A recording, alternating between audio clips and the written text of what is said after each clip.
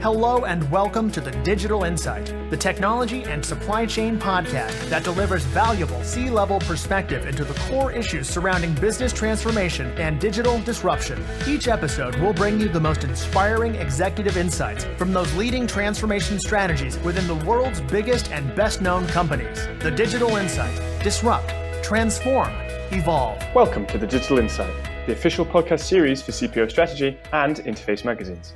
Today, I'm joined by Bo Dungal, a disruptional evangelist in group procurement and market data at Danske Bank. In this episode, Bo explores the concept of procurement innovation and how he's been working with Danske Bank to identify and develop ways in which procurement can bring value way beyond the traditional role of procurement. In particular, Bo explores vendor and partner-enabled innovation and how it's key to being successful in procurement. Bo, welcome to the Digital Insight. As a means of kicking things off then, you're obviously a seasoned procurement professional with some great experience. Just give me a bit of an overview then of your career journey, and your kind of experience, in the procurement space. Okay, yeah, well, I'd like to start off by saying, and I'm not really a procurement guy, even though I've been in procurement for the last 8 years. My background is originally .com. 18 years in different .com companies. Some of them became very successful. Others flopped tragically. I was in the original team that founded a company that later became Expedia.com, which probably everybody knows. We invented the booking engine, which everybody uses today to buy flight tickets. I went then on to another IT startup where we disrupted the way listed companies disseminate their regulatory releases to the stock exchanges. And then on to a couple others. Came to procurement at Danske Bank. I had sworn never to go to the dark side, i.e., the big corporations, but I did. I was asked to try to change the engage models and the perception of procurement within our organization. At that time, procurement was perceived as kind of like a bad cop, somebody very focused on the rules, bottleneck, etc., etc. And we managed to turn that around, and after a long journey, procurement in Danske Bank today is now a very, very equal partner with the business and IT. While in procurement here in Danske Bank, I was heading up something that we called procurement banking, which was basically everything that the business side of the organization needed. And then about 3 years ago, after numerous discussions with our COO, I got the permission to start playing with something that I call procurement innovation. And procurement innovation is identifying and develop ways where procurement can contribute on and beyond the traditional procurement stuff, which, at least in my mind and in many of my colleagues' mind, is more or less given. It's how can we contribute to the customer journey, directly. And how can we leverage the bank's vendors and partners to solve our pain points, etc. There are basically 3 tracks that we're working on. My team and I are working on. First one is something that we call procurement innovation, procurement advisory services, which is the first procurement invented banking product, at least in Europe or the world. I haven't come across this anywhere else. That is that we are boiling down the procurement, contract management, and vendor management capability of the bank and putting that in front of our SME clients. And this has been a huge success. We can now go to the business and we are actually contributing to stickiness of the relationship. We are bringing in new clients. There are not many procurement people that can stand up and say, "Hey, we played a major part in this company becoming a client of the bank," and so on. That's the first track. The second track is something we call partner-enabled innovation, where we leverage the brain power of our third-party partners. That could be vendors, potential vendors, regulators, clients, competitors, even whomever, where we ask them to help us solve our pain points by using design thinking, brainstorming, co-creation methods. That has also been a good success. And the third track is, there are basically 4 tracks. The third track is where we are facilitating and assisting the business, and specifically the IT part of the organization, in commercializing some of the IP or some of the code and applications that the bank has originally developed for itself. We are now packaging that and selling that off to anyone who wants it. Things like mobile applications and so on. And that is an ongoing. That's a quite new project, but it's very promising. And the third part, or the fourth track, and the last thing that we're working on in my team is we are a integrated part in the customer journey mapping processes. So we are playing alongside the business when they're mapping their customers' journey and trying to save time in when and if a pain point gets identified, which is vendor related. We try to instead of waiting for the whole journey mapping process to be finished and documented and so on, we then try to jump some steps and already start approaching potential vendors to solve those pain points. So none of the traditional procurement is happening in my team. So we're actually having so much more fun than all the other buggers. And no, that sounds fantastic. And obviously drilling down into that a little bit then, obviously one thing that's come up a lot is customer. Customer is everything, like say, whether it's vendor related and whether it's banking customer. How important is it then, and how do you work to ensure that, everything you're doing, every decision you're making, every, project or every sort of piece of work that you're working on is customer centric? Well, not every, for my team, we are more than 100 professionals in procurement in the bank who are doing the traditional procurement stuff. But what myself and my team are working on is we need to ensure that whenever we create a template or a working document or a checklist or whatever it is within the procurement discipline, let's say that we are building a category management strategy template, for example. We need to build it in that way that we can reuse it with our clients. So if we come across a client who is struggling with building a category strategy, we can therefore do some sparring. We can even make those templates available to that client.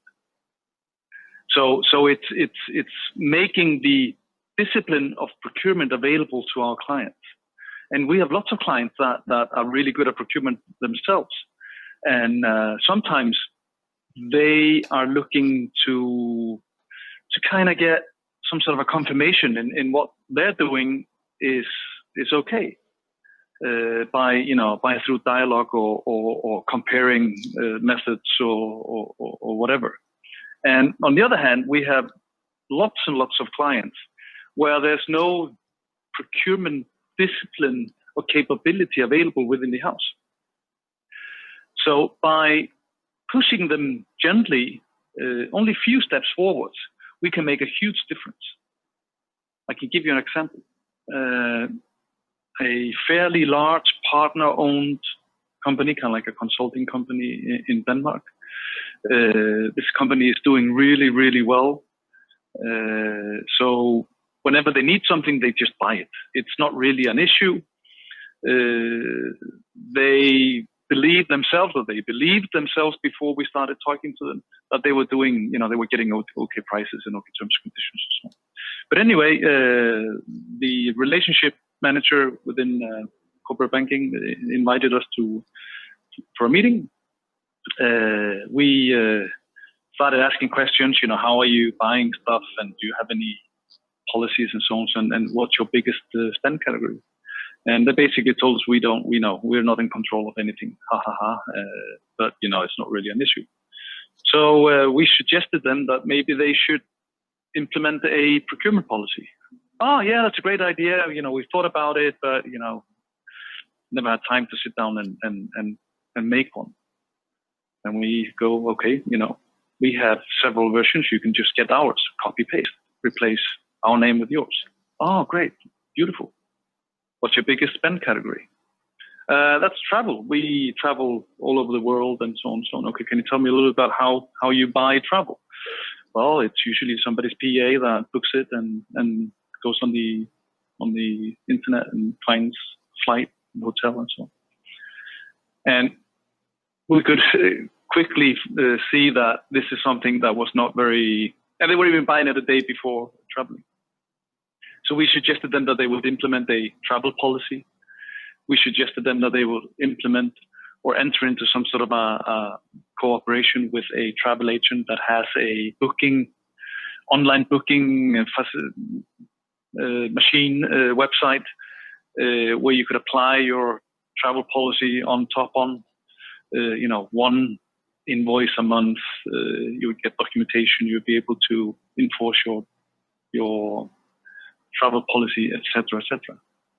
And less than a year later, when meeting this client again, they couldn't get their arms down. They were so excited about how much did this, these few things. We spent maybe an hour and a half with this client, but this changed everything in regards to buying and treating vendors in that organization. They saved a shitload of money on travel just by implementing a travel policy and going and entering into a cooperation with a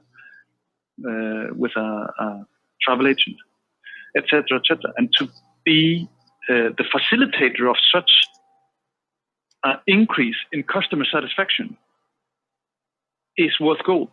And to be able, as a procurement professional, to be in a discussion or dialogue with the top management of the company and say, see what we are doing, see how we are contributing to your client, Mr. Relationship Manager or Mr. Head of Banking or whatever, and making sure that this client within the financial services very, very competitive environment, saying, we are also contributing that this client stays with us and not going to the competition. So it's pretty cool. No, I said it does. It sounds, and I suppose what's the most interesting is, like you said, it was maybe perhaps an hour. You spent such a little amount of time, and yet simple, small steps changed, made huge changes. And to be honest, sometimes it's like stealing candy from children because it's so easy to raise the bar. In some instances, those corporations, those clients, they haven't given, some of them don't even understand the word procurement. For them, it's just buying stuff. And to be able to push them only, a little bit further within, asking them, forcing them to think about how they're doing it and why they're doing it, etc. It brings them so much further than they were in the first place. And the amount of satisfaction that gives them, and savings opportunities or whatever, coming from a totally unexpected direction, their bank. I rest my case. And obviously, a key part of all of this is, like you said, is having that dialogue, is having those conversations. But obviously, you also mentioned that you'll speak to some companies or some clients even, and their capabilities are a little better or higher than some others. So how do you approach both types of how do you approach both of them in a way that's consistent and but is also understandable for the different capabilities? Yeah, to make one thing clear, we do not approach any clients.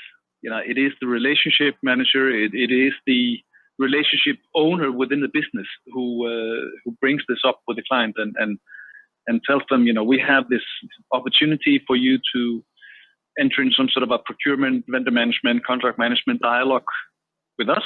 Are you interested in that, Mr. Client? And if the client is interested, we meet them.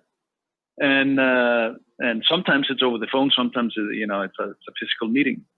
And for those corporations who are further down the procurement road, so to speak, for them it could be some sort of sparring. They may be entering into some sort of a project, and they would like to get a second opinion, or they would go, hey, Danske Bank, we know that you've done something similar. We're thinking about doing it this way. What do you think? And we would say, you're spot on, or you're way off, or we did something like this, and that worked for us. It's also very important for me to say is that we will never, ever take on the actual procurement task for our clients. We will never go in and have a dialogue on their behalf with their vendors or do negotiations or anything like that. Never. It's only about giving them or pointing them towards different tools or making them make available to them some sort of a knowledge, or helping them to get better. So and when we're talking to the bigger companies, and sometimes we're talking to companies that are even bigger than us in revenue or whatever, but we might have a niche within some sort of a spend category where we are really good at it. And in some instances, we've even learned from our clients by entering in such a dialogue. So it can go both ways. And as you've mentioned in the examples you said, the successes and the sort of the end goals or the results have been clear to see. But how do you build on those successes? So how do you take each relationship you've developed in sort of each success story? How do you take lessons from that? And like you said, to say, obviously there's opportunity. There's been situations where you've found yourselves learning. How do you grow and look to improve each time you enter these conversations and enter these relationships? Well, it's learning by burning, basically. But in those instances where those organizations are, for example, bigger and maybe more experienced than we are, in one instance we have actually created a consortium between Danske Bank and a major shipping line and a brewery, probably the best beer in the world, which you might have heard of, where we are actually co-sourcing and educating each other. So in that sense, it is a continuous learning loop and cooperation loop. But on the other hand, when we're meeting clients, we have thousands, of clients that we haven't met.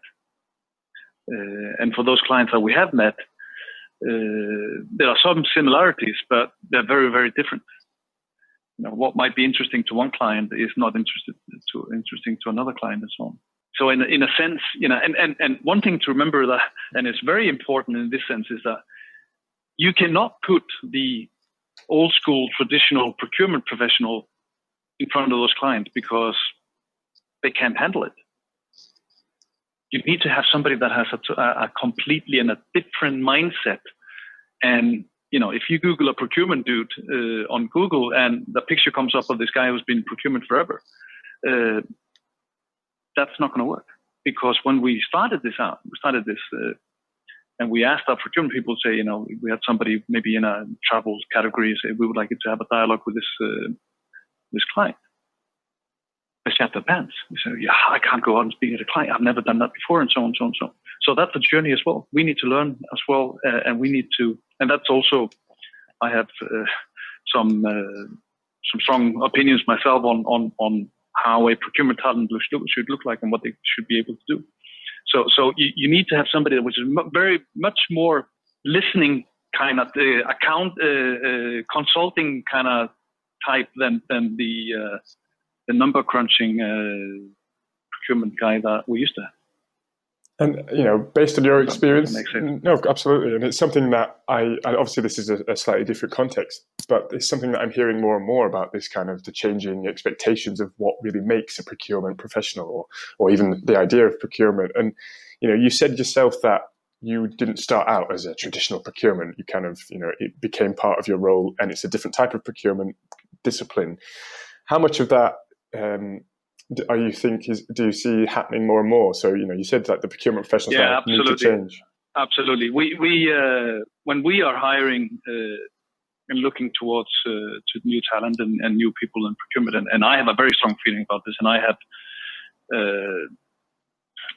I've made people upset when I say this, because to me, and in my view, the best procurement people are the people that really understand the business, and preferably come from the business. They know everything about all the drivers and why the business thinks and does the way they do. And to be honest, the procurement stuff, it's not rocket science. You can teach that to practically everyone. So in my mind, we are looking towards people that understand the business, and then we can teach them the procurement shit. It does, speaking to a number of people in procurement, you can say all the big words, you can talk about it in such complicated terms, but like you say, there is quite a simple, I don't want to say simplistic, but there is quite a simple through line as to the ins and outs. But yeah, I think the real, and especially speaking to the real sort of challenge and there are so many tasks within procurement that are more or less what you would call rule-based, which in a very near future will be automated. All those rule-based tasks can be automated, and in the same sense, the things that are it's either correct or incorrect, or it's a slight variation of that. It's not rocket science. Of course, there are things like if you need to be a good negotiator and so on. But again, for a big part of the procurement tasks, it's not rocket science. And if you have somebody that is good and understands the business, being of if it's IT or if it's banking in our instance, being banking for corporates and institutions or retail, if you have somebody that really understands that, it's not a big task to teach them the procurement tasks. No, that makes perfect sense. So looking at yourself then, how do you continuously ensure that you are doing that you are, you're continuously learning and you're continuously at the sort of forefront of it, also that, I'm not saying you are, but you don't become, as the industry moves and as the space moves around you, that you don't become one of these old school procurement types. How do you continuously evolve? Oh, I really hope that's not going to happen. No, it's about being curious and asking and listening and seeking inspiration from others and talking to our clients, talking to our vendors, which brings me a little bit into the second track I told you about, the partner-enabled innovation, where we're basically drilling down into the brain power of our partners. So it's about that's why I say that a procurement person should be much more outgoing and looking for inspiration otherwise, from vendors, from clients, from the business, and so on. And does that spread across different industry? So, obviously, you work in the financial space, you work in banking, but for example, earlier you mentioned a large-scale beer brand. How much do you, when you go out and speak, when obviously you have these conversations with clients, how much do you are you informed by how, because although procurement and procurement disciplines across different industries have very similar sort of roles, and they sort of act out in a similar way, but they're all slightly different and nuanced based on their industries. How much does that sort of inform future discussion? But it doesn't change the fact that you need, if you're a procurement professional in Danske Bank, or if you're a procurement professional in a big beer brand, you still need to apply more or less the same disciplines and ideology. But there's no difference in being, in a procurement professional in a beer brand. You still need to listen to your clients. You still need to get information, innovation, experiences from your vendors, from your partners, and so on. it's just different bits of information, but gathered more or less in the same way. And one of the things, one of the other tracks you talk about was the procurement advisory services, and you talked about it being, one of the first to be doing so across Europe. Can you expand on that a little bit? You said it's been an incredible success. Can you tell me a little bit more about that? Yes, we have out of all of the clients that we have met, and we are, as far as I know, we are still the only financial institution who is doing that towards our client, and it's free of charge. It's a part of being a client in the bank, and out of all the clients that we've had a dialogue with, we have the relationship. We have kind of like we ask the clients afterwards. And more than 70% of the clients confirm or say that this has strengthened their relationship with the bank. And being a financial institution in the very competitive environment that financial services are, client retention is extremely important to top management or to our organization. So to be a traditional back office function, procurement, it is a back office function, and to be able to contribute to the stickiness of our clients is a big success factor. As well, to be contributing to acquiring new clients is also a big success factor. We have had people from procurement that have been part of the acquisition teams going after potential clients. And we've had corporations that have become clients. And when we ask them, why did you become a client of Danske Bank? In several cases, we can now see that the client says, well, one of the reasons that we chose to become a client of Danske Bank is the fact that you're giving us access to your procurement and contract and vendor management capabilities, which is important to us because we don't have those capabilities, so we're trying to strengthen our capabilities. So not only to get access to financial services, products and services, but we're also getting access to the engine room of a big corporation like Danske Bank.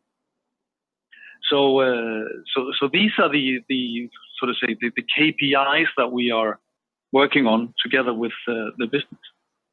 Another important factor is that the relationship manager or those who own the relationship with their clients, they are broadening the audience within their clients that they're speaking to, because the part of the client's organization that is doing procurement or is buying stuff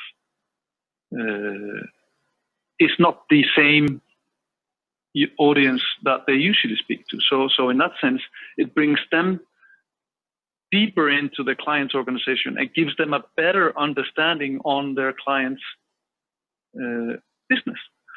And some of the guys in the business have said that when we're doing this, we're actually, this is in a way a risk mitigation exercise, because the better we know our client and the better our client becomes at buying stuff, hence less risk that they're going belly up and we will lose them as a client or we'll lose money on them.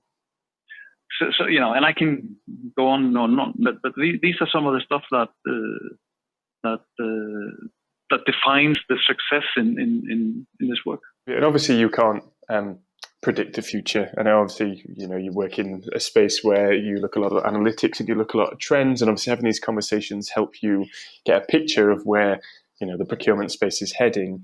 So rather than asking you what you think is going to happen next, looking towards the future, what do you think will be the key to success in terms of, being a procurement professional, but also be operating like yourself in the procurement industry, in the procurement space? I think, and I believe that one of the most important factors in becoming a successful procurement professional in the future, in the near future, is business acumen. We can't be hiding behind a desk somewhere way down in the organization. We need to understand the business. And we need to understand technology, and we need to be able to leverage technology. all those rule-based tasks, they will be automated. And that's a big task. It's a big chunk of the procurement discipline as it is today. And we need to start understand and learn how we can contribute beyond those traditional savings KPIs and cost avoidance. It's much more about understanding the risk, understanding our clients, understanding the whole life cycle on why things are happening, and if you don't have any clients, there's no need to buy anything as a procurement person.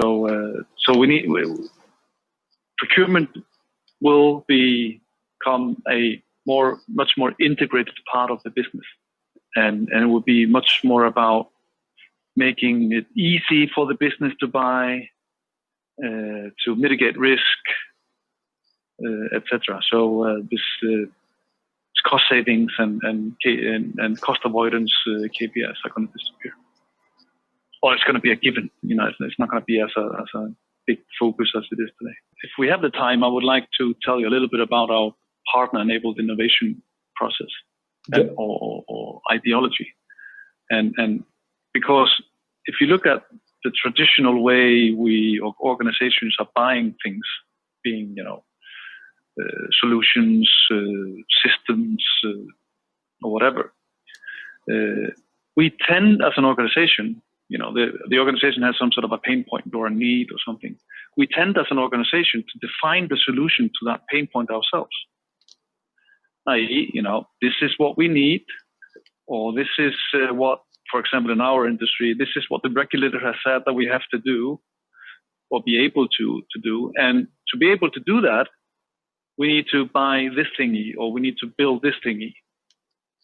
And in my mind, that is wrong. We need to bring our partners in and ask them to help us define the potential solution. And that's also something that needs to change within procurement, is that, things like RFPs and something, we should not be building our RFPs ourselves. We need to ask the specialists, the service providers, the startups, the IT community, and those guys, even our clients, to say, okay, this is our problem. Help us define the solution. And we need to be much broader in the audience needs to be broader.